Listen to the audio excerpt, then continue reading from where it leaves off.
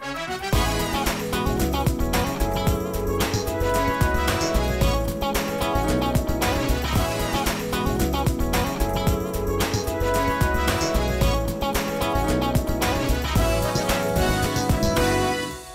day and welcome to yet another exciting episode of Trends Travel. I'm your host for today, Uslundiwe Wagamtalane. We're bringing you this show from fine living in Parkmore, Johannesburg. February saw the official ushering in of the Chinese New Year, and this year is the year of the dog. Trends Travel obviously was there to capture all the fun and excitement. Coming up on Trends Travel this week, we look at the Chinese New Year in downtown Johannesburg. A Ghanaian artist captures the beauty of old age. A 6-day street music festival in the Egyptian capital. And finally, Egypt uncovers an ancient necropolis in south of Cairo. All this and so much more on Trends Travel this week. You'd be forgiven for thinking that this festive mood is taking place somewhere in China, when in fact you are in downtown Johannesburg for the Chinese New Year's festivities. The week-long celebration attracts hundreds of festival goers who came here to witness an array of activities like martial arts and traditional dancing. There was also a variety of Cantonese as well as Taiwanese foods and other traditional Chinese handicrafts. Tonight I just come here for celebrate the Chinese Lunar New Year with my Chinese friends. And here I like to, on behalf of Chinese Consulate General, to wish all the friends here happiness and healthy and prosperous year of dog. The Chinese New Year celebrations goes back to the 1940s, when it was first celebrated around the same place. So organizing this event takes a lot of time and effort. I mean, there's thousands of people out here, but we've been doing this celebration for many, many years. So it's part of our tradition, part of our culture. It's just got bigger and bigger every year. People come out and they always look forward to the fireworks, seeing the lion dance, the dragon dance, and the wonderful singers. And I think it's really a nice kaleidoscope of different people that come here. You can see there's races, all different races, all different people coming to celebrate our Chinese New Year, the Year of the Dog. A dog represents a faithful person. So, you know, for example, my brother's birth sign is dog. So we would normally say he's a very faithful person, he's very dedicated, and he's somebody that would look after the house, look after the home. So somebody that you would want to befriend for the personalities. But, you know, every person has a different characteristic, but the year of the dog really symbolizes, you know, wealth and prosperity for a lot of the Chinese people. This year's Chinese zodiac animal is the dog. Earth dog represent positive outlook in every aspect of life, like having a good fortune, great health and love prospects. And the year of the dog comes every after 12 years according to the Chinese zodiac. The dog occupies the 11th position in the zodiac after the rooster and before the pig. It was brilliant. It's always every year. So you coming next year? Definitely, without fail. And? Always. It was marvelous. So first time, is your first time? No, second time. Second time. It's our first time. Yeah. Wow. It's nothing compared to Joburg's. So are you coming next? Yes, I am coming. Did you enjoy it? I enjoyed it, yeah. What did you enjoy much? The crackers, the loudness and everything, yeah. Are you really coming? I'm really coming. This was one of the best New Year's in the middle of the year, or it seems like the middle of the year, but it's only February. But yeah, it's excellent. You must come next year. Best fireworks show I've ever seen. Even the Americans can come because they will see how it should be done. Judging by the jovial mood here, it is clear that this year's event lived up to its expectations, and revelers who took selfies of the beautiful myriads of colors from the fireworks in the sky. I can safely say, Sinian Kwaila, which is Happy New Year in Cantonese.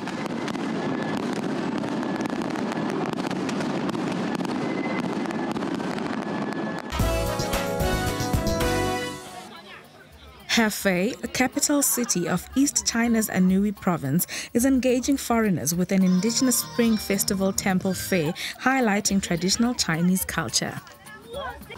Designed by Hefei Wonder Plaza under the Wonder Group, one of China's leading multinational conglomerates, the temple fair is aimed at transmitting Chinese cultural quintessence among overseas friends via a host of activities ranging from writing Spring Festival couplets, hanging red lanterns, to pasting New Year paintings.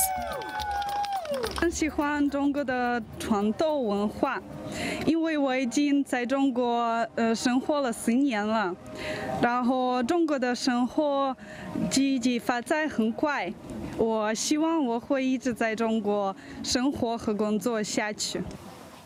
Rita, a Ukrainian girl who has lived in China for 4 years, loves her Chinese name, Chen Danyu. She now works at the Hefei office of a Ukrainian corporation and expects that she work here for the future, given her keen interest in Chinese culture and deep impression of the unprecedented economic growth of the country.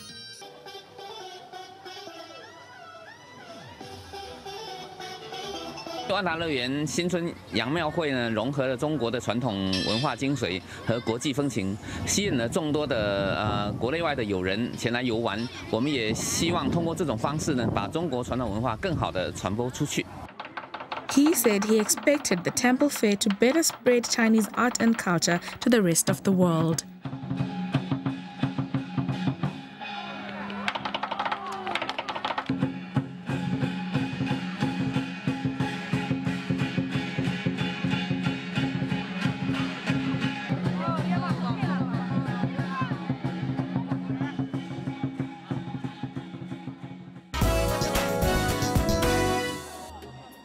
A breathtaking dragon dance amid molten iron splashing awed spectators in Kunming city of southwest China's Yunnan province Thursday evening, the Lunar New Year's Eve. "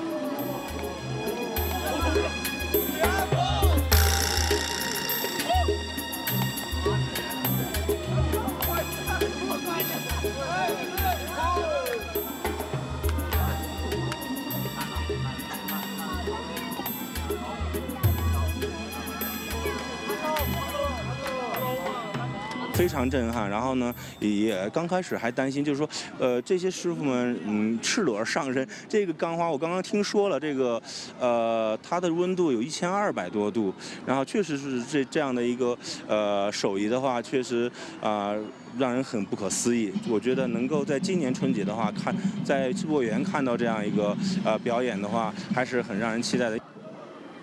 The show was done by dancers, surprisingly young, mostly high school students who nonetheless have all gone through professional training. 我们就跳起来，那个脚一直动，一动起来左动右动，然后就可以不被打到。从初一到高一，差不多已经4年了。平时就练那个基本功啊，快舞龙或者单侧，或者还有一些练数字力量，这些俯卧撑、跑步这些。 According to the organizers, the show will run daily until the end of the 7-day Spring Festival. 咱们初1到初6期间呢，还会有各种各样的民族歌舞表演，以及咱们每天晚上的这个火龙飞舞打钢花的这个节目，结合传统的年俗，结合现代灯光的方式来打造一场红红火火、年味十足的新春灯会。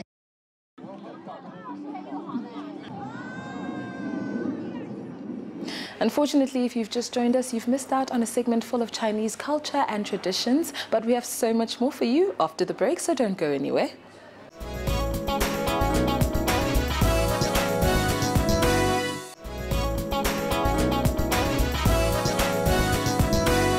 Welcome back. Van Gogh once said, "I dream my paintings and then I paint my dreams." In this next segment, we're bringing a lot of dreams to life as we go on our international art trail. Kwesi Bojwe is one of Ghana's young up-and-coming artists, and his latest inspiration is old age. Today, his model is Sarah Labi, a 90-year-old retired teacher. Bojwe has been working on a series called Age of No Return for the last 2 years.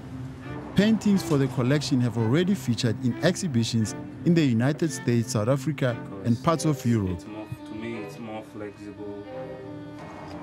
24-year-old Bochwe started drawing while at school.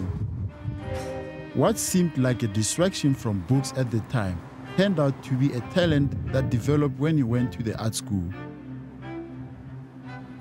Bochwe grew up in Nima, a slum in Accra, where he drew inspiration for his earlier works. He has done a series on the physically disabled and vulnerable children. I think it all started when I was in primary. I used to sketch a lot. Like, I don't focus on reading much. I used to sketch a lot. Like, I feel like I was having a lot of love for drawing. So when going to school, I used to sketch my teacher when she was teaching. Every time she'll be like, Kwesi, you don't learn. Like, so she felt that the love for art was so much for me. So after my JHS, she was like, I have to focus, I have to go to an art school. He says the focus on the elderly is hopeful and an appreciation of their wisdom and contribution to society, which is often taken for granted.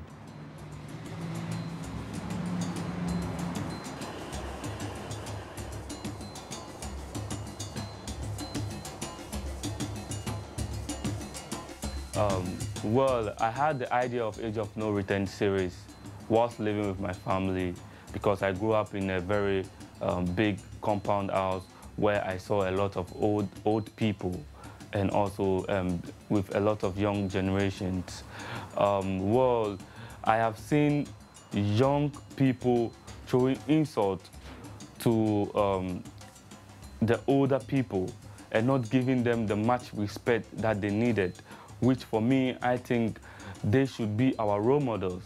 They should be people that we have to look up to. They should be people that we have to learn so much from, because they have lived life with experience. Bochwe also specializes in portraits, saying the face, particularly the eyes, bring him so close to his subject that he can relay their emotions on canvas.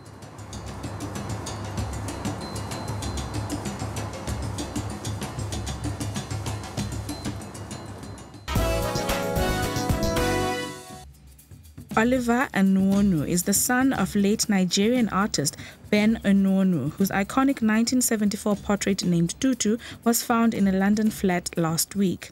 An artist himself, Oliver hangs up a limited edition print of Tutu, painted by his father in 1973. The late Onwenu was captivated by the pure black skin of Princess Adetutu Ademiluyi, the granddaughter of a revered traditional ruler from the Yoruba community. He got permission from her parents to let the princess pose for him. The painting holds special significance in Nigeria as a symbol of national reconciliation after the 1967 to 1970 war. Onwenu painted 3 versions of Tutu. The very first was done in December 1973, the other 2 in 1974. And that's a photograph of the man himself, an early photograph circa the 1950s. And he was one of the first black artists to exhibit in August exhibition spaces all over the world. Well, I was very happy because a lot of his works, the whereabouts are unknown, so we're very happy that that was discovered. Well, the first was actually stolen as the very first piece, and that was very dear to him. And it broke his heart because he considered it in his lifetime to be his masterpiece. It's for him, he favored it even more than other widely acclaimed pieces like The Risen Christ at the Chapel of Resurrection at the University of Ibadan. He favored it even more than the Anyamu, which is celebrated. The original, found in a North London flat, went on auction in February, but the other 2 remain lost, although prints have been in circulation ever since and the images are familiar to many Nigerians. The original Tutu is being called one of the most significant African art finds in over 50 years. Oliver, who is also the president of the Society of Nigerian Artists, hopes this auction can translate into a deeper and more valuable appreciation for art in his country. Well, I hope that a Nigerian buys it because it's also important for us to keep some of our pieces at home. You know, I think it's also important that Nigerian generations yet unborn are able to see the works in the locale in which they were created. It's not always nice when you have to travel to see your masterpieces in foreign museums. I think with that, it's also important that I make a call for a proper National Gallery of Art, away from administrative buildings, but you have an edifice that is a repository of our art where people can come from all walks of life to see Nigerian art. I think it's about time. And when masterpieces like this come out, it's really sad that they don't have a home in a museum where they should actually be, where the whole world can come to see them, you know, right here in Nigeria. Is responsible, or it gave birth to modern art as we know it. So you see the beautiful forms, you see the headgear, which is derived from the birth of modern art, was from our traditional African sculptures. You know, people like Picasso, you know, were able to borrow ideas and concepts, the geometric forms of African art, in creating modern art that we know. But unfortunately, they have not given enough credit to African artists. So I think that now we're going to be reappraised on our own terms, and the fact that we're able to define our own modernity on our own terms, which is a blend of Western techniques and modes of representation with our own indigenous traditions. He defined a new Nigerian visual language at a time when art from the continent was largely unappreciated. An original tutu was last seen at an art show in Lagos in 1975, but its whereabouts after that were unknown until resurfaced in North London.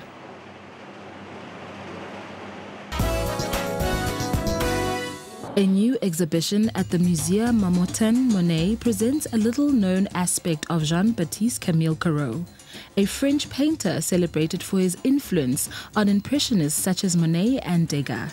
While he was primarily known for his landscape painting and nature studies, the exhibition, The Painter and His Models, chooses to highlight Corot's skill at painting figures. It is the latest exhibition in Paris dedicated to the artist since a retrospective at the Grand Palais in 1996. The 60 paintings show a diverse range of models, portraits of family members, women reading or lounging by fountains, alongside monks and men in armor. Alors Corot est un artiste qui est surtout célèbre pour ses paysages. C'est l'un des plus grands paysagistes du XIXe siècle. Il a même été considéré comme l'un des précurseurs de l'impressionnisme pour sa peinture de paysages. Mais ce qu'on a voulu montrer dans l'exposition, c'est une face cachée, une face beaucoup moins connue, qui est le Corot peintre de figures, et des figures qu'il n'a pas diffusées de son vivant, qu'il a gardées dans le secret de son atelier. Most striking among his figures are his nudes. À un certain moment, à la fin des années 1850, il arrive au nu, au grand nu, et le nu est considéré à l'époque, enfin en tout cas pour un homme de sa génération, comme l'une des plus grandes expressions de l'art du peintre.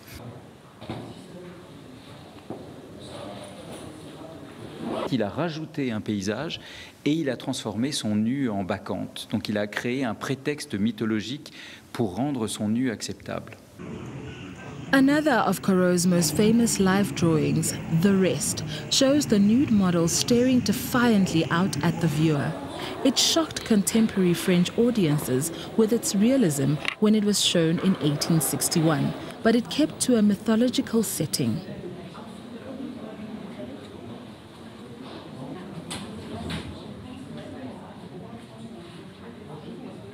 J'aime bien les petites touches de couleur, les choses comme ça.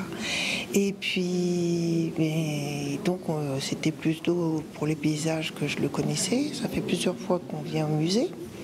Donc, par contre, là, c'est la grande surprise parce que les modèles, en fait, c'était quelque chose que je ne connaissais pas. Corot had a lasting influence among both his peers and later generations of artists, with Picasso copying his figures at the turn of the 20th century. The exhibition runs until July the 8th, 2018.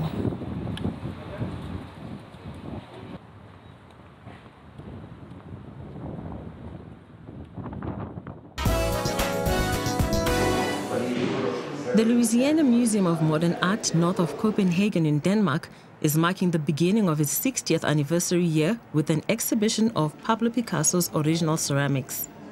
Organizers said more than 160 pieces were on display in the Picasso Ceramics exhibition, which is made up of works gathered from the Picasso's family private collection, as well as Picasso Museum in Paris and Barcelona. Speaking after the opening, Picasso's grandson Bernard Picasso said the exhibition was special.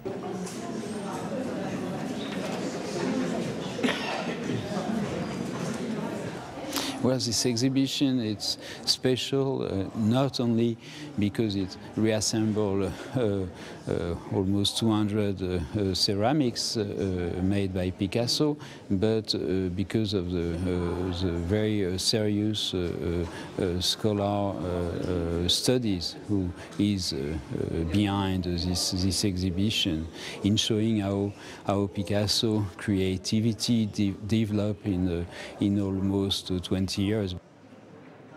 According to the museum's website, the late Spanish artist and sculptor began experimenting with ceramics after attending a ceramic exhibition in France in 1946.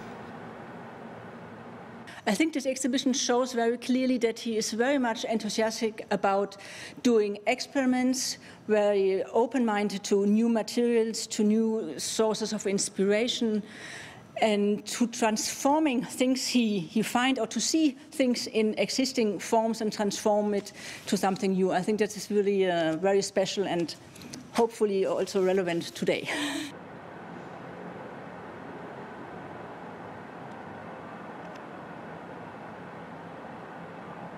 So Picasso with ceramics developed a very intense variety of subjects and forms and shape, just to intrigue us and make us look more precisely at what we are observing.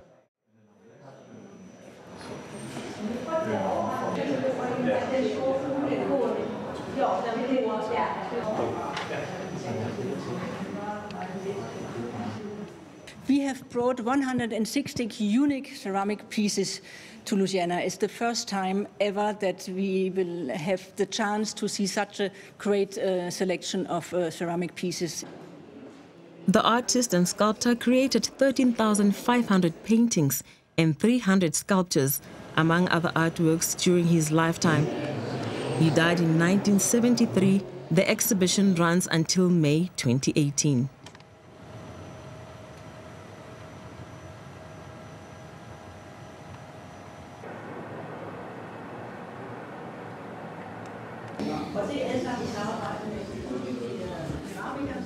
Picasso is a great, not only a great artist, but surely one of the great masters in art history, with no doubt.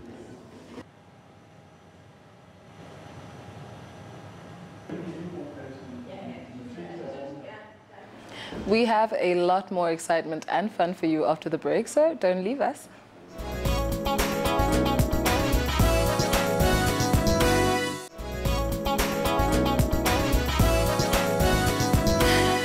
Adults love to play even though they will never admit it, and they get the perfect excuse when there's a festival. In this segment, we look at some festivals and some people having fun. An unusual impromptu street performance brought hundreds of Egyptians to downtown Cairo as folk artists serenaded the crowd in a pedestrian street.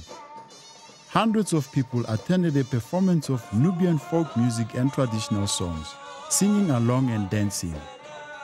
The Biela Passage Night Festival has been named after a shopping street. For city residents, performers alike, the ambience of the street make the event special.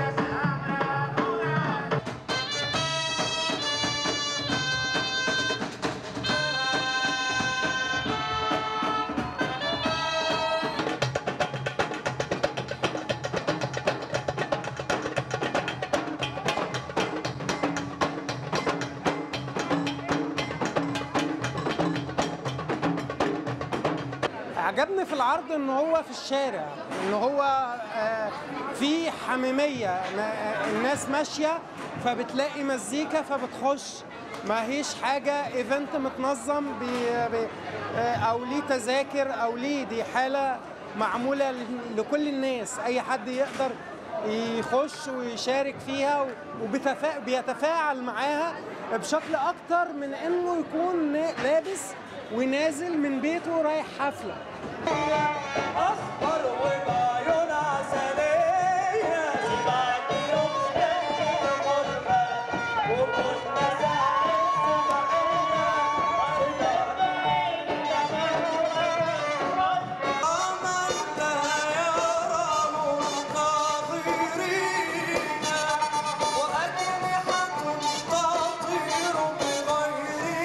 الشارع بتلاقي دفء بين الناس وبتلاقي حميميه كبيره قوي ما تلاقيهاش على المسارح. المسارح بتلاقي البدل وبيبيونات والشغل روتيني اكتر منه استمتاع. هنا الناس بتلقائيتها بعفويتها بفطرتها بتيجي تتفاعل معاك لا اراديا، بتشوف فن. هي لو مش حابه الفن ده مش هتتفاعل عمرها. The artist leading festival and Tessa Abdel Fattah has an ambitious plan to turn Bela Passage into a cultural hub. النهارده في ممر بيرا بنلاقي شكل جميل جدا. كيف نستطيع ان احنا نعمل نوع من التزاوج ما بين هذا المعمار الفريد من نوعه في العالم وبين الفنون. فده الحقيقه اللي انا بحاول اعمله من خلال هذا المهرجان.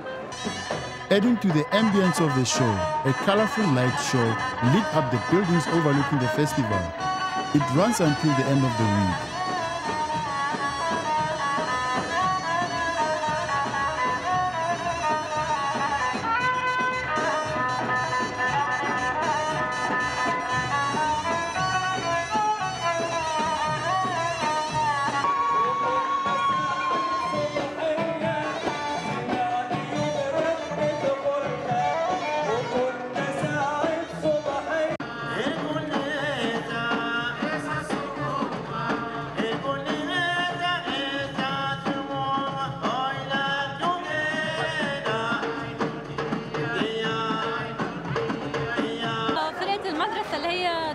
تقريبا كانت رائعة. أطفال مدربين كويس جدا جدا جدا وعارفين شو بيعملوا وعارفين شو واقفين، وطبعا المطرب الشعبي الفقرة تبعته كانت حلوة، والنوبة طبعا وقفوا الدنيا.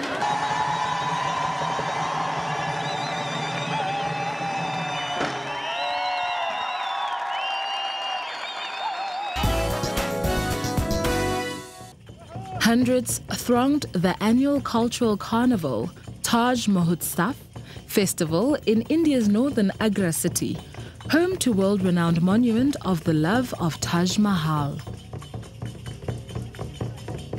The 10-day festival, organized by the state's tourism ministry, showcases the country's extensive arts, crafts and culture besides folk music and classical dance performances.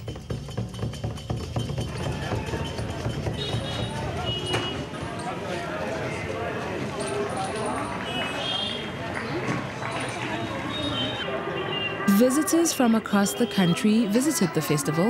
A visitor, BABITA, said the good ambiance of the festival made her come and join the festivities year after year.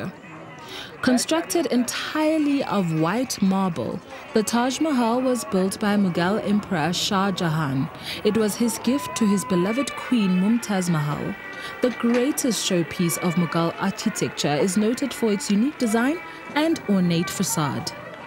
Historians say Mughal Emperor Shah Jahan consulted experts from the Middle East and Europe as he planned his legacy, which took 20,000 people over 22 years to build. यहाँ तो हम लोग पूरे हिंदुस्तान के लोग आते हैं और यहाँ के लोग शौकीन हैं, आगरा के लोग ज़्यादा शौकीन है कि खरीदारी करते हैं।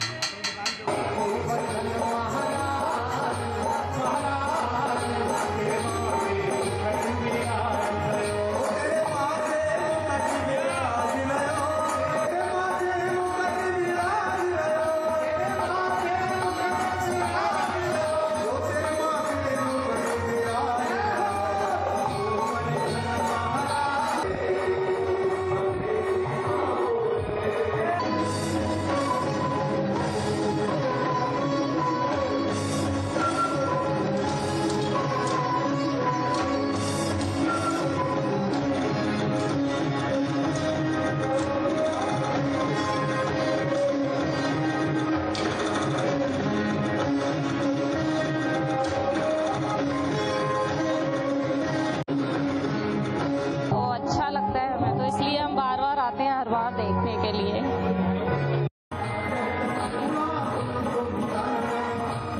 The festival also provides a mesmerizing profusion of folk music and dances to visitors from every nook and corner of the country.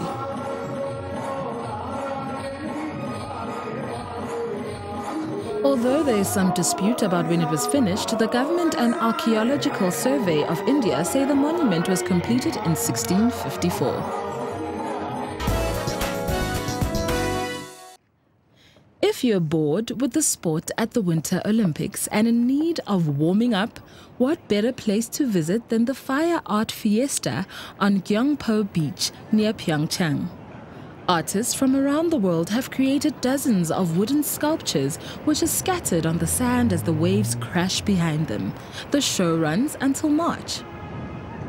Each weekend, a piece of art is chosen to be burned, although on Saturday there was a familiar problem, with high winds causing a cancellation because of the risk of fires spreading.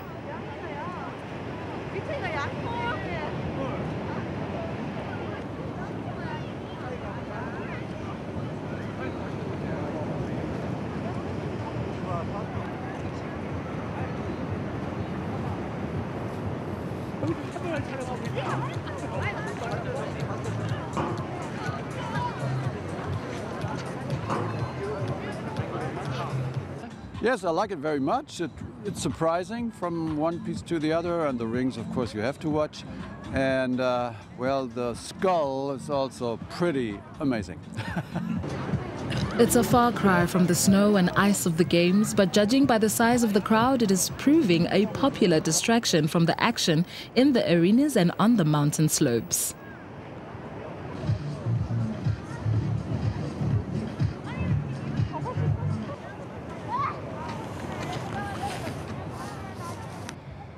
올림픽은 성화로 상징되지 않습니까? 한국에도 불문화가 있습니다. 정월 대보름 달집 태우기처럼. 그래서 불로서 우리가 예술가들의 상상력으로서 한국의 아름다운 스토리와 이미지, 그리고 이 강원도의 자연 환경과 어울리는 이미지를 가지고 작품을 했습니다.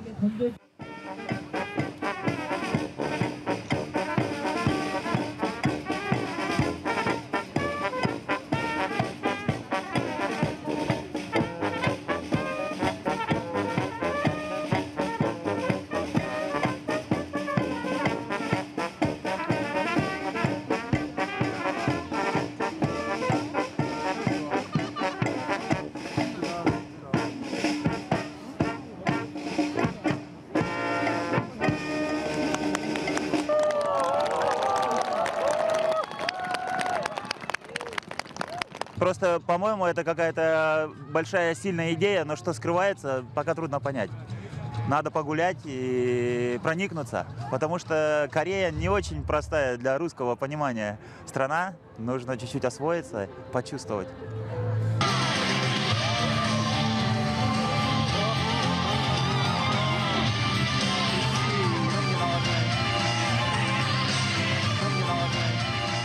Athletes, visitors to the Winter Olympics, and locals were instead treated to music from a Russian band, as well as a display of fire dancing from a quartet of entertainers from the Ukraine.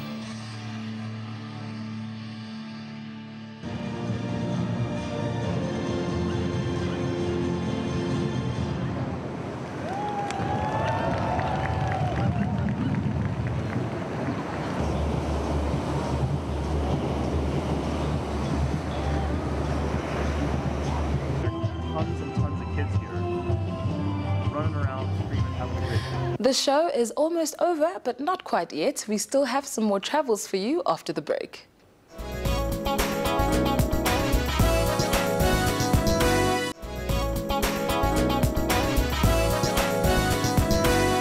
Many people love to travel, funny enough, so they can travel back in time.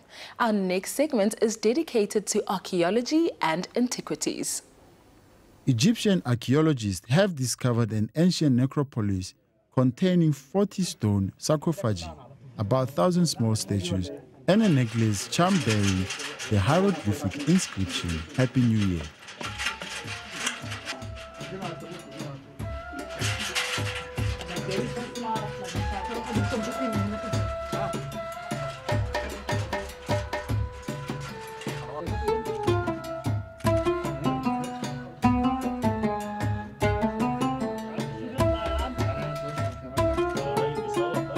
Antiquities Minister Khaled El Nani said the discovery near south of Cairo consisted of a large number of burial shafts dating from the late Pharaonic period to the early Ptolemaic era. The site, which is more than 2,000 years old, is expected to take another 5 years to excavate.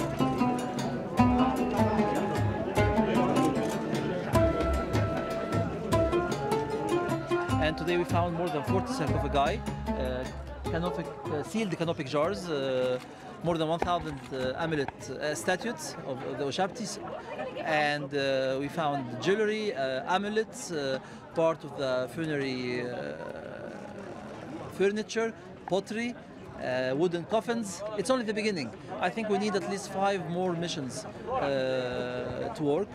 But we are going to add very soon a new archaeological attraction in Middle Egypt.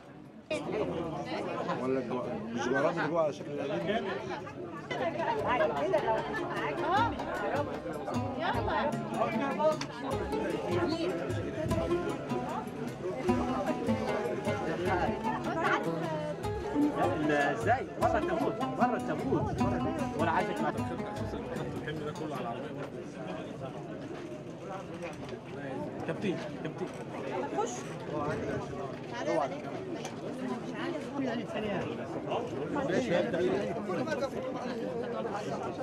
نقولها بعد اذن حضرتك تاني. ده الجعران. ده بص الشادو بتاع صباعي كده، ده الجعران اللي بيقول هابي نيو يير. ده اللي اتوجد في 31/12/2017. مكان واعد جدا. المهم انه في 31 ديسمبر 2017 انا الحقيقه ما كنتش موجود، لكن الزميل قال لي الحق في جعران مكتوب عليه وين نفر ريمبكت. بمعنى ايه؟ بمعنى هابي نيو يير. لا، دي مسج، دي رساله، دي رساله مبعوثه من العالم الاخر، مبعوثه من القدماء المصريين. بيقول ايه؟ بيقول هابي نيو يير يوم 31/12. وكانت حاجه، شوف الصدفه الجميله اللي فيها.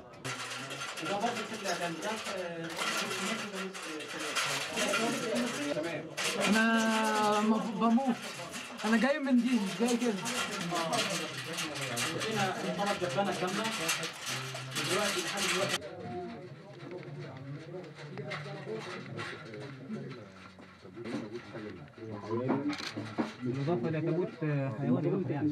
Egypt's lyrics are a draw for foreign visitors and authorities. Hope new finds can help attract more as a way to help revive tourism. Ancient sculptures that were missing for decades after being stolen during Lebanon's civil war are to go on display in Beirut, thanks to a global fight against antiquities smuggling that has been stepped up since wartime looting in Iraq and Syria. The 5 marble statues were among a haul of hundreds that Lebanese militiamen took from a storehouse in 1981. Some of which are only now emerging onto the shadowy global arts market and even into the world's greatest museums. 3 of the 5 sculptures unveiled at a ceremony in Beirut on Friday were spotted in New York's Metropolitan Museum, where they were on loan from a private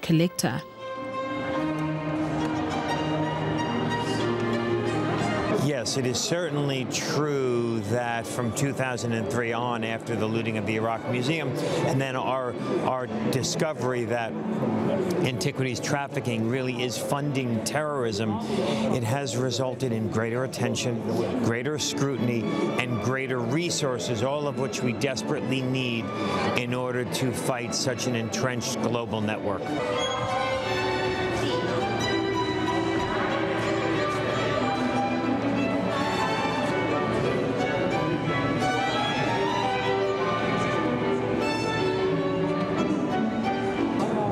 These traffickers, when they have pieces of such high value as these, are extraordinarily patient. So it is rare that we would see anything on the market for 10 or 20 or even 30 years, because they do have the patience. They stockpile these pieces, and whether they stockpile them in the free ports in Geneva or in warehouses around the world, that is the reality. And then once the items appear on the market, fortunately in the United States, you can never acquire good title to stolen property, unlike many European countries.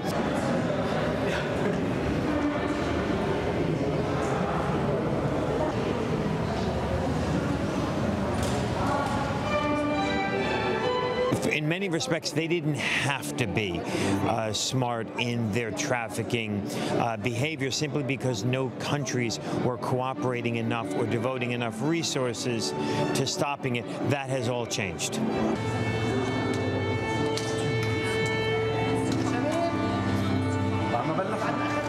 We will put every resource that we have to recover any piece, wherever it is, and whoever thinks it belongs to him.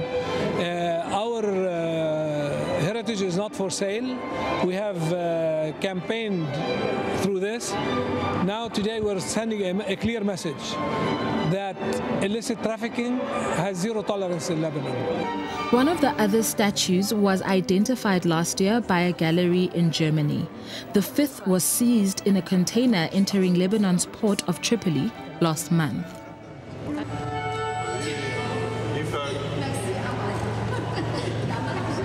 You would follow the pieces which we have here.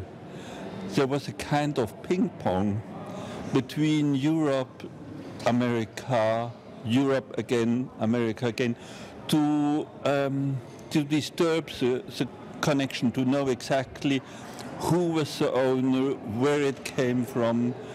So you can't tell. It's, how to say, a globalization.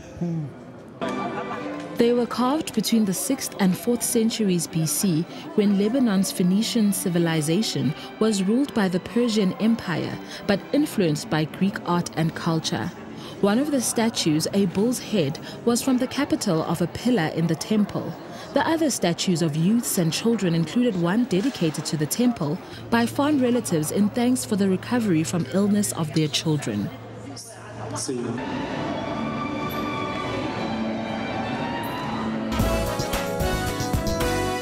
The Terrasan warriors are so important a discovery in the history of Chinese archaeology. Alison Miller, Associate Professor of the Asian Art History at Southwestern University, made the statement in light of an ongoing case in which an American stole the thumb of a Chinese terracotta warrior statue. The terracotta warriors are one of the most important discoveries in the history of Chinese archaeology.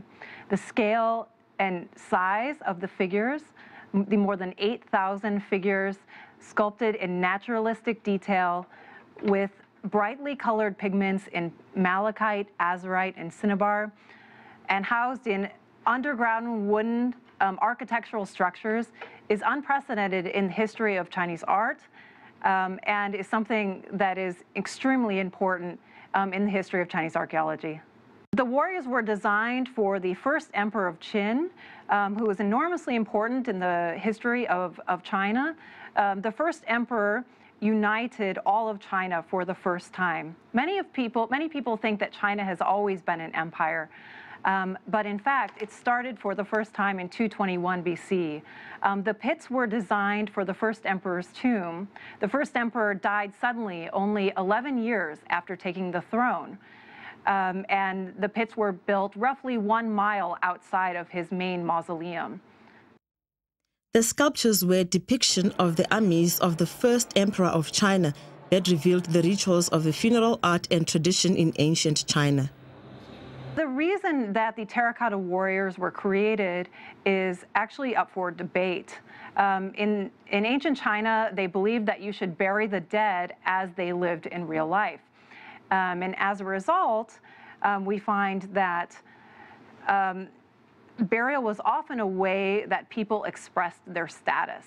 And so the first emperor wanted to convey his identity to the empire. He built his tomb roughly 30 miles outside of his capital city, near the entrance into the capital city from the eastern regions. And he moved 80,000 families there, as well as 200,000 laborers there, all to build this site and to live near the site.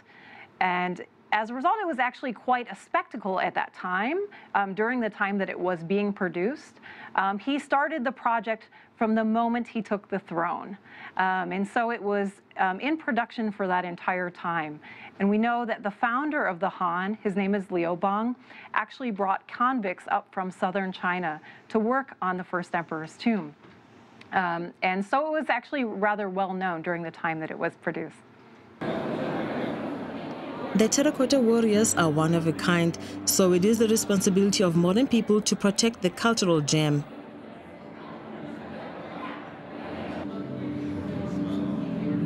You cannot put a monetary value on something like the terracotta warriors. It would be like putting a monetary value on the Rosetta Stone or the Elgin marbles. They were only produced at one time in history, and once they're destroyed, there's nothing that can replace them. And for that reason, the Chinese government actually hasn't excavated the main tomb itself because they want to preserve the site for posterity. So these terracotta warrior pits have been excavated, and it's up to us to preserve them.